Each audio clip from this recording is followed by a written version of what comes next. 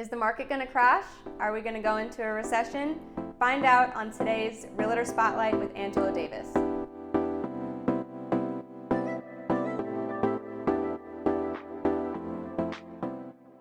Hey everybody, welcome back. This week we have Angelo Davis from RE/MAX for our Realtor Spotlight, which is so awesome. He's the new broker over there and we're super excited to have him here. Angelo, go ahead and tell us about yourself. Thanks so much. So once again, Angelo Davis. Actually got into real estate about 99. I was in the military and lived in Hawaii and started investing. Was actually part of an investment team. We did about 20 to 25 flip, buy and holds, and then sell while we were in the military. And so did that for quite a few years. Okay. Had to stop that because we actually got deployed. Yeah. Which actually worked out great because that's when the crash happened. Yeah. So was an investor. So when we got back, we had already liquidated everything prior to that. So I was getting out of the military and I was like, I love real estate. So followed my wife to Fort Huachuca down in Sierra Vista. And so it was a thing of right where being able to get my real estate license. So went there, did my real estate licensing and everything like that. So real estate down there for a little bit, but then my wife got stationed in Fort Sam Houston. Okay. So it was down in San Antonio, and San Antonio is such a change from Sierra Vista because Sierra Vista, you have an MLS meeting once a week. Everybody knows everybody. You can actually go and see all the new homes that come on the market. San Antonio, there's hundreds coming on the market a day. And all military around there. Yeah, it's a large military area. So that was one of the things, main changes. But, you know, you just go and find your niche of what makes you feel comfortable. Yeah. And so I actually joined a team down there. We actually did about 20 to 25 transactions a month. I was in charge of marketing and also for the listings. So we would go and do our listing presentations and also being able to perform all the marketing, whether it's photography, video, social media, advertising through, like Google, being able to set all those different things up, print advertising. So we did all that. Okay. And so that's how I got my love, especially for marketing. Yeah. But then my wife got out of the military and we were thinking, where do we want to live? Because it was our first time ever being able to choose. So we thought about it for a few years and it just came up with Sedona. It was so beautiful because you got all these fabulous red rocks, but you got all the outdoors things. And it's still green. You're thinking Arizona, you're thinking desert, but it's so green here and you can do so much dirt pretty much throughout the entire year. Yeah. So that was one of the things that drew us to Sedona. Very cool. And have just loved being here, being able to be out on the trails and being able to meet new people, because sometimes you're on the trails and because you're a local, being able to show people, okay, if you want to go here, you might want to go here. You're heading completely the wrong way. You might want to go this way. So, but that's one of the great things about Sedona is you get people from all over the place. Yeah, so that's what we love so much. Very cool. Awesome. Well, you've been in the business long enough to tell me if you think the market is going to crash. So we're hearing so many different things. The market's going to crash. It's going to be like 2008 and 9 again. But what we're seeing and what the numbers that a lot of the different, whether it's the National Association of Realtors, whether it's Keeping Current Matters and things like that, a lot of the numbers that they're showing is going to be that we're still going to have appreciation for about the next 5 years. Okay. Now, is it going to be right where, I had a client that bought a house in 2019 for $350,000 and sold it earlier this year for $600,000? Yeah. No, it's not going to be that kind of appreciation, but it's not going to be a fall. Yeah. We're looking at, if you have a $600,000 home, it'll be, you could be able to sell it for about a year later, maybe valued at like 615, 630. Okay. But it's not going to be 200,000. Yeah. You know, it's not going to be a That drop bubble's like that. popped. The bubble of you're going to get twice as what you paid for, and you know, you're going to cash out and have all this money. I think we're past that a little bit now, and things are kind of evening out, but Yeah. I don't think it's going to crash here. Yeah, especially. and that's one of the things is it's not a crash, it's just a deceleration. Yeah. And so instead of being like this, we're going to be, you know, just a little bit inclined, but it's going to be a thing right where we don't have the mortgage-backed security issues that we did then. Yeah. And right where people were getting, you know, home loans, you know, for outrageous amounts that were unsustainable. Right. So that's one of the great things is at least that lesson has been learned. Yeah. So that we're not facing that.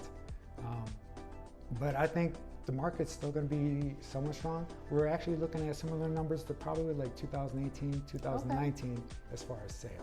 Okay. Sales prices are still going to be very high. The average home sale price is, even in Sedona, right now is over 1.15. Okay. So is that much different than 2018 and 19? It is, but the number of sales is going to be about the same. Yeah. And what about the surrounding areas? Because I know Sedona's kind of a weird niche place where not everyone can afford to live here, but a lot of people still work here. We still have teachers and we still have restaurants and people have to work here, but they live in Cottonwood and they live in Cornville, Camp Verde. What is the market like in those places? So that market has appreciated as well. So, but the thing is you're seeing a lot more of the workforce. In fact, today we're in a meeting with the covered down payment assistance because they have the different programs there. Because granted, people who live or who work in Sedona, a lot of times are not going to be able to live in Sedona. Right. So if they work in West Sedona, they're going to be more in Cottonwood and Cornville. If they work down in the village, they're going to be coming from Camp Verde, from Rimrock. Right. So those areas still have appreciation and things like that. And it's just because, you know, right now for affordability, those are the more affordable places for a workforce to be. Yeah. All right.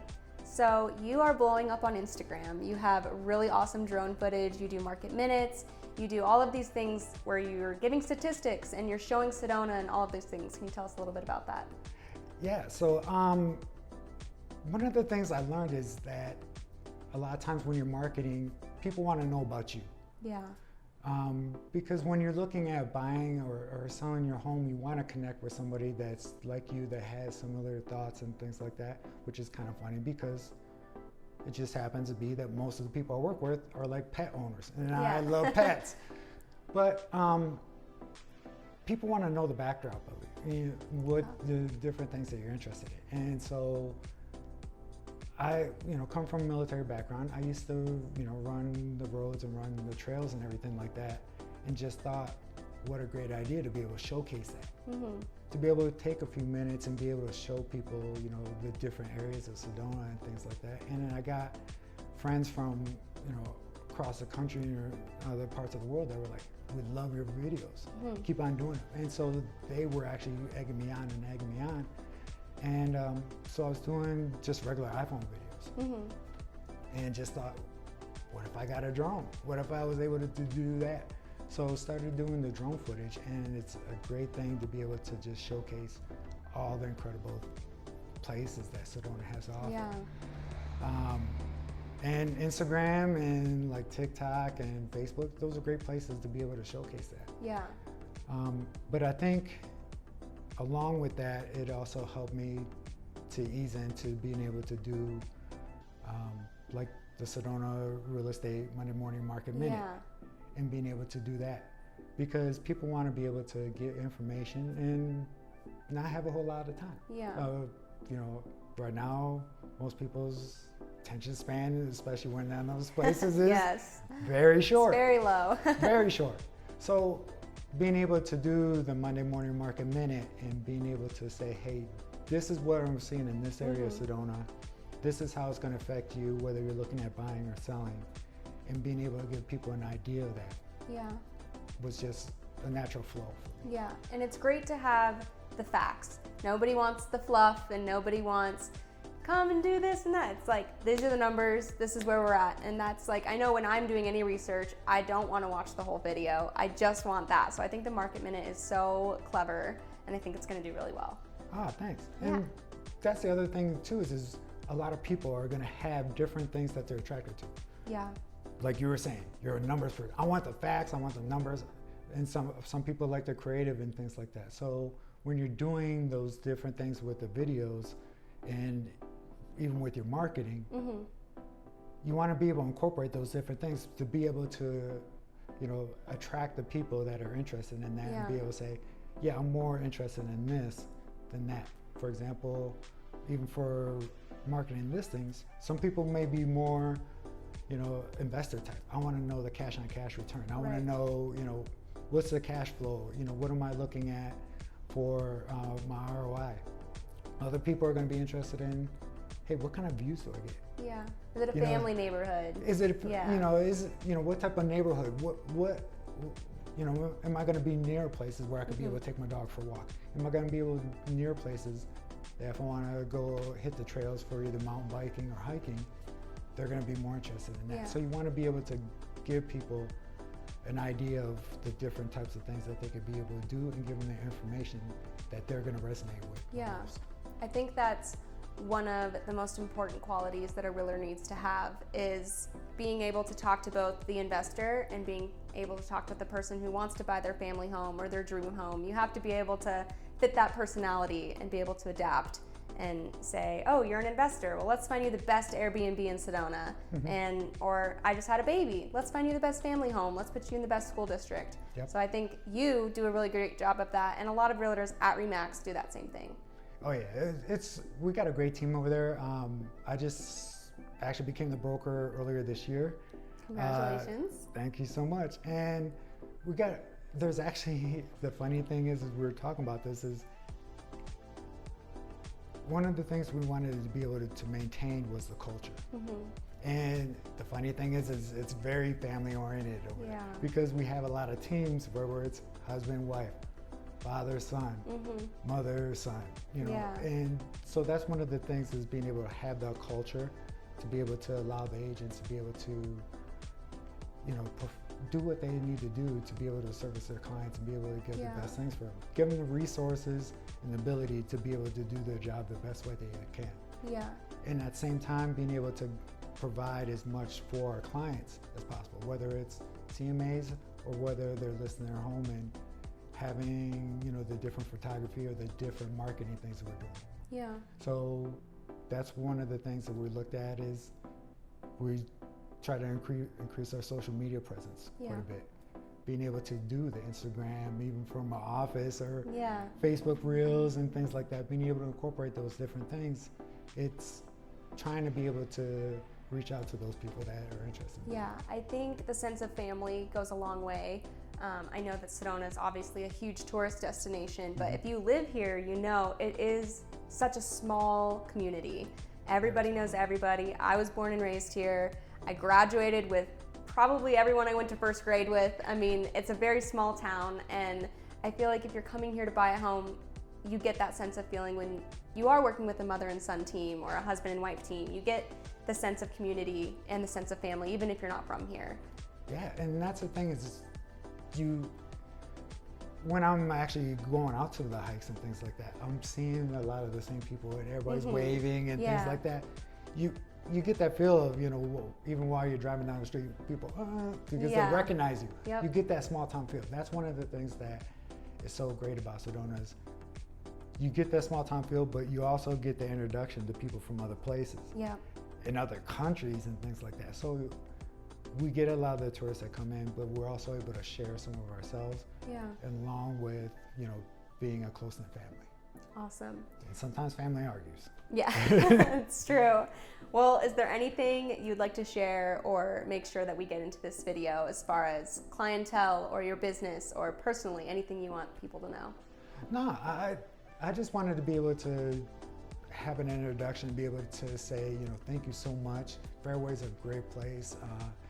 Nicole, Jonathan, they're fantastic. And being able to just be able to share, you know, some of the different things whether it's myself or the office is doing, to be able to, expand what we're able to do for people. Yeah. Because a lot of times when you're talking about small town, oh, well, they're only doing this and doing that. We're trying to expand that and being able to utilize the latest technologies. Yeah.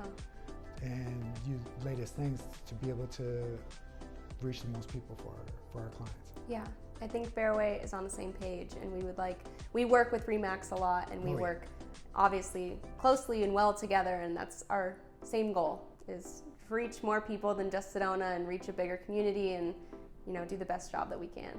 That was one of the things actually when I first came here. It was a lot of times if you find out who is the lenders for the realtors that the realtors themselves are using, that tells a lot. Yeah. Because if you have a lender that the realtors themselves are going to, that usually is a great choice. Yeah. Yeah. I think I've said this in previous videos, but we always work as a team, whether it's lender, title, realtor. We want to make it the best experience for the people buying the home or selling the home. And if it's not a good experience for them, it's not for us either. So we want to work together as a team. And I mean, everything's just more seamless. If we like you and you like us and we work well together, then everything's going to work out. Exactly. And the team succeeds together. Yeah, Yep. Always. All right, Angelo, thank you so much for coming on. We hope to see you again soon. Hey, thank you so much. Thanks.